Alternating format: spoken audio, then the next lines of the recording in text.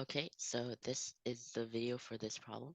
So for some positive integer k, the repeating base k representation of the base 10 fraction 7 over 51 is 0.23 and so on k.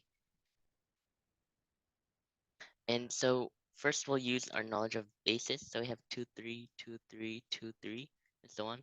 So in base k, that is 2 times k to the negative 1, 3 times k to the negative 2, 2 times k to the negative 3, and then 3 times k to the negative 4, and so on.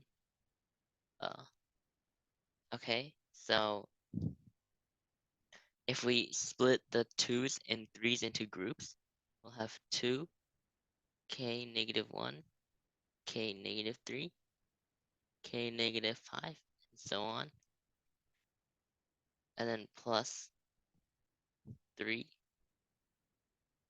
k negative 2, k negative 4, and so on. And if we use the infinite geometric series formula, like the sum of it, then we can have 2k plus 3 over k squared minus 1. And we're given that that's equal to 7 over 51. And if we solve, like cross multiply, we can have 102k plus 153 equals 7k squared minus 7, and 7k squared is 102k, sorry, not plus, minus